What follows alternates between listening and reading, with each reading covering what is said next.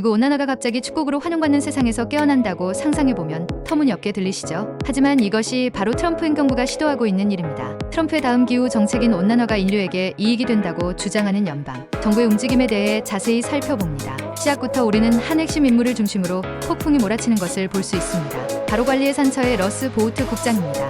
논란의 여지가 있는 그의 청사진을 통해 행정부는 연방 기후 규제를 약화시키고 정동책에서 기후 광신주의라고 불리는 것을 제거하기 위해 준비하고 있습니다.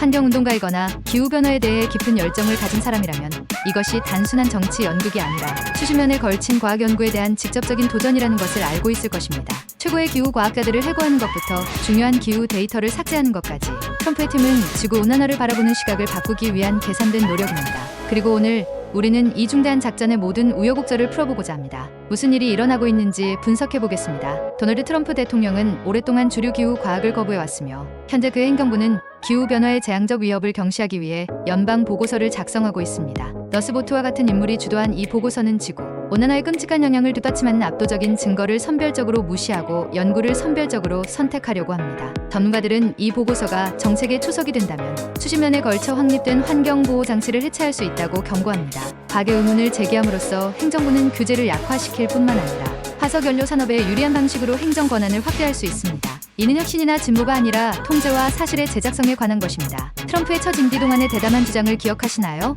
전독각으로 방영된 기후 토론, 군대식 레튼 블루팀 평가 등 기후 합의를 약화시키려는 목적이 있었습니다. 그러나 이번에는 그 위험성이 훨씬 더 높습니다. 이 보고서는 단순한 정치적 성명이 아니라 법적 도전을 막고 거대 산업에 유리한 방향으로 규제 환경을 재편하기 위한 도구입니다. 그리고 그 영향은 미국 국경을 넘어선다. 국제 탄소 규제가 강화되는 가운데 자체적인 문제에 직면한 한국과 같은 국가에 미칠 잠재적 여파를 생각해 보세요. 청정은근법 CCA과 해외의 연방지법 FPFA과 같은 미국의 새로운 법안은 탄소 배출량에 따라 수입품에 가파른 관세를 부과할 수 있습니다. 이러한 법은 환경적 수사로 치장되어 있지만 많은 사람들은 이러한 법이 세계 무역을 위태롭게 하고 수출 의존도가 높은 국가에 큰 타격을 줄 수 있는 숨겨진 경제 전략으로 보고 있습니다. 마이클 란과 마이클 제라드 같은 과학자들은 이러한 복잡한 상황 속에서 정부의 움직임을 신랄하게 비판했습니다.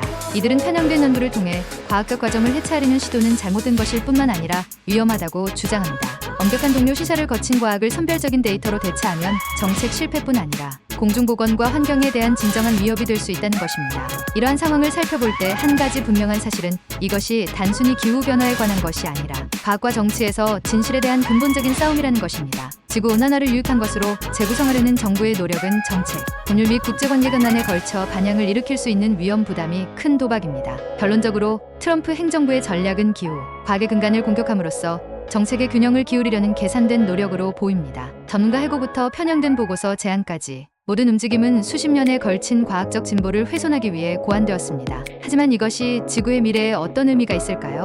아니면 기후변화에 대처하기 위한 전 세계의 노력을 위태롭게 할 수 있는 위험한 길일까요? 대담하지만 논란의 여지가 있는 이 움직임의 궁극적인 결과는 무엇이라고 생각하시나요? 환경 이야기는 여러분의 후원으로 만들어지고 있습니다. 여러분들께서 후원하신 금액은 녹음, 편집, 콘텐츠 제작에 소중하게 쓰겠습니다.